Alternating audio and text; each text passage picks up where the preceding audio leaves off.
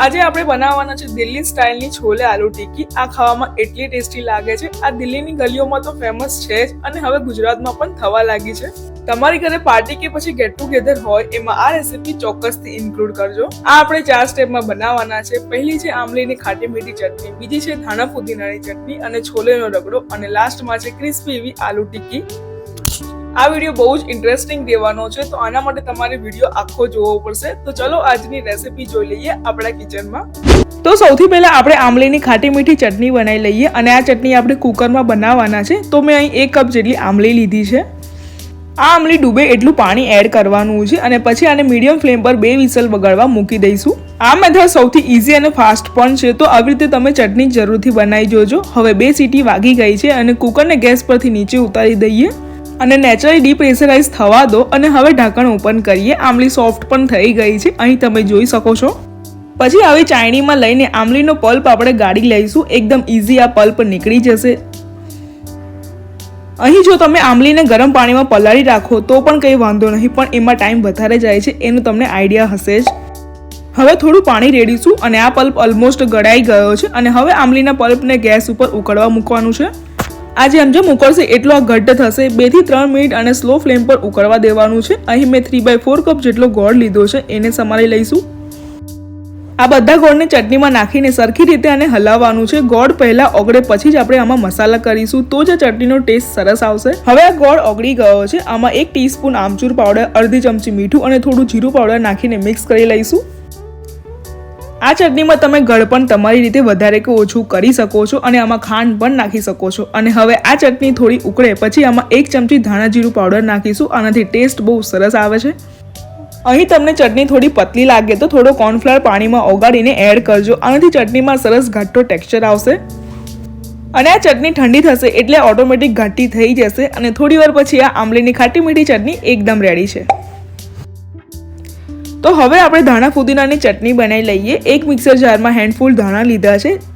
ધાણાના કૂણા ડાળખા છે એ જ લઈશું ખાલી અને પછી થોડા ફુદીનાના પાના લીધા છે। આમાં પણ આપણે ડાળખા બિલકુલ નથી લેવાના। પછી 2 લીલા મરચા, 1 ટુકડો આદુ અને 2 લસણની કળી એડ કરીશું। થોડું જીરું અને 3 ચમચી બેસનની સેવ આવે છે એ લીધી છે। તમે આ સેવ જાડી કે પતલી પણ લઈ શકો છો। આઈસ ક્યુબ અને થોડું મીઠું અને લીંબુનો રસ નાખીને આને એક સ્મૂથ પેસ્ટ બનાવી લેવાની છે। આઈસ ક્યુબથી ચટણીમાં ગ્રીન કલર જળવાઈ રહે છે અને સેવથી ચટણી થીક બને છે। તો આ ચટપટી ધાણા ફુદીનાની ચટણી એકદમ રેડી છે અને આ ચટણીમાં લીંબુનો રસ નાખવાનું ના ભૂલતા। હવેના સ્ટેપમાં આપણે છોલેનો રગડો બનાવી લઈશું। 1 વાટકી છોલેને ઓવરનાઇટ પલાળી રાખ્યા હતા અને સરખી રીતે ધોઈને લીધા છે। અડધા બટાકાને કાપીને એડ કરીશું। આનાથી રગડો થીક બનશે અને 1 ચમચી મીઠું નાખીશું અને ખડા મસાલા એડ કર્યા છે। 1 ચમચી હળદર નાખીને અને 4 વિસલ વગાડવા ગેસ પર મૂકી દેવાનું છે ઓન મીડિયમ ફ્લેમ। અને આ છોલેને થોડા વધારે બાફજો તો જ આ રગડો સરસ બનશે। અને હવે 4 વિસલ વાગી ગઈ છે અને છોલે પણ સરસ ચડી ગયા છે અને ઇઝીલી મેશ પણ થાય છે। પછી આમાંથી ખડા મસાલા કાઢી લઈશું અને હવે આપણે છોલેનો રગડો બનાવી લઈએ। 1 પેનમાં 2 ચમચી તેલ લઈશું, થોડો અજમો અને 1 ચમચી આદુ મરચા લસણની પેસ્ટ નાખીને થોડી વાર આને સાંતળવા દેવાની છે। હવે મેં અહીં 2 ટામેટાની પ્યુરી બનાવી છે એ એડ કરીશું। આ પ્યુરીથી છોલે સરસ બનશે અને થોડું મીઠું નાખીને આને કૂક થવા દેવાનું છે। મીઠું નાખવાથી આ ટામેટા જલ્દીથી ચડી જાય છે। થોડી વાર પછી આ તેલ ઉપર દેખાવા લાગ્યું છે અને હવે છોલે એડ કરીશું। પહેલા થોડા છોલે નાખીને પ્યુરી જોડે મિક્સ કરીશું અને થોડા મેશ પણ કરી દેવાના છે અને પછી બાકીના બધા છોલે પાણી સાથે એડ કરી દઈશું। આવું કરવાથી રગડાનો ટેક્સચર સારો આવે છે। હવે મસાલામાં 1 ચમચી લાલ મરચું પાવડર, 2 ચમચી ધાણા જીરું પાવડર અને 1 ચમચી છોલે મસાલો એડ કર્યો છે અને બરાબર મિક્સ કરી લઈશું। આમાં થોડું પાણી રેડ્યું છે, બહુ વધારે પાણી ના રેડતા, બસ આ જેટલું દેખાય છે એટલું જ ઇનફ છે। અને હવે આને શાંતિથી આપણે ઉકળવા દેવાનું છે સ્લો ફ્લેમ પર 5 મિનિટ માટે। અને આટલી વારમાં મેં 6 થી 7 બટાકાને ધોઈને બાફવા મૂકી દીધા હતા અને જેટલી વારમાં છોલે રેડી થશે એટલામાં બટાકા પણ રેડી થઈ જશે। 4 થી 5 વિસલ વગાડજો મીડિયમ ફ્લેમ પર। 5 મિનિટ પછી આ છોલે ઉકળી ગયા છે અને આમાં મેં કલર માટે 1 નાની ચમચી કાશ્મીરી મરચું અને 1 સિક્રેટ મસાલો નાખું છું। ધાણા જીરું અને જીરાને શેકીને અધકચરા ક્રશ કરી લીધા હતા। આ મસાલાથી ટેસ્ટ બહુ સરસ આવે છે। રગડો પણ જાડો થઈ ગયો છે। ધાણાથી ગાર્નિશિંગ કરીને ગેસ બંધ કરી દઈશું અને હવે આ બાજુ બટાકા પણ બફાઈ ગયા છે, આને પીલ કરી દઈશું અને પછી આમાં ફોકની મદદથી ક્રશ કરવાના છે। તમે બટાકાને છીણીથી પણ ગ્રેટ કરી શકો છો। હવે ઓલમોસ્ટ મેશ થઈ ગયા છે અને 5 મિનિટ માટે આ બટાકાના માવાને ઠંડા થવા મૂકવાના છે. ગરમ ગરમ માવાની જો તમે આલુ ટિક્કી બનાવશો તો એ ક્રિસ્પી નહીં થાય, તો આ વાત ધ્યાન રાખજો. થોડી વાર પછી આ બટાકાનો માવો ઠંડો થઈ ગયો છે. આમાં 3 ચમચી કોર્નફ્લોર નાખીશું. કોર્નફ્લાવરથી આલુ ટિક્કી ક્રિસ્પી બને છે અને તમે કોર્નફ્લોરની જગ્યા પર રાઈસ ફ્લાવર આવે છે એ પણ લઈ શકો છો, પણ બને ત્યાં સુધી કોર્નફ્લાવર જ લેજો. અને પછી 1 ચમચી મીઠું એડ કર્યું છે બટાકાના ભાગનું. પછી આ બધાને સરખી રીતે મિક્સ કરી લઈશું અને તમને આ માવો થોડો ઢીલો લાગે તો તમે બીજો કોર્નફ્લાવર એડ કરી શકો છો. તમે આ ટિક્કી બનાવીને ફ્રીજમાં પણ સ્ટોર કરી શકો છો 1 થી 2 વીક માટે. અને હવે આ માવાની હવે રાઉન્ડ શેપની ટિક્કી બનાવવાની છે અને મેં આવી રીતે બાકીની બધી ટિક્કી બનાવી લીધી છે. આલુ ટિક્કી બનાવવા માટે તમારે કઈ વસ્તુનું ધ્યાન રાખવાનું છે એ કહી દઉં. જે બટાકા ચીકણા ના હોય એ બટાકાની તમારે પસંદગી કરવાની છે અને જો તમારા બટાકા ચીકણા હશે તો તમારી આલુ ટિક્કી ક્રિસ્પી નહીં બને.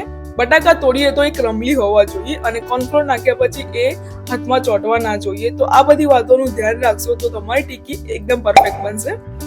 હવે આ ટિક્કીને આપણે સેલો ફ્રાય કરીશું. આના માટે આવી લોખંડની તવી આવે છે એ લેજો. ઉપર તેલ લગાવી દઈશું અને આપણે એક ટિક્કી માટે 1 થી 2 ચમચી તેલમાં જ આપણે ફ્રાય કરવાના છે.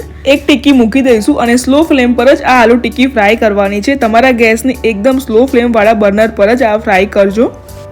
અને આ ટિક્કીને મેં કોર્નફ્લોરમાં કોટ કરીને ફ્રાય કરવા મૂકી હતી. આવું કરવાથી ટિક્કી તવા પર ચોંટતી નથી.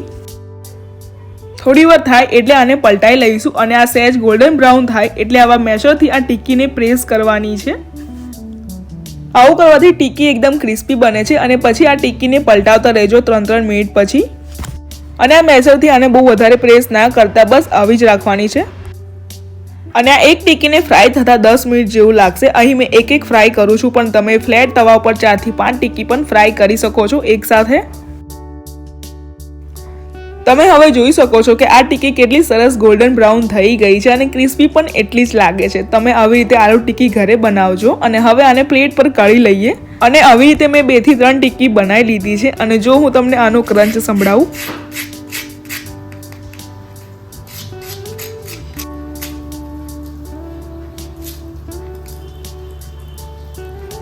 તો પછી બની છે ને એકદમ ક્રિસ્પી અને આ સેમ સ્ટ્રીટ પર મળતી હોય એવી જ બની છે. તો ચલો આને સર્વ કરી લઈએ.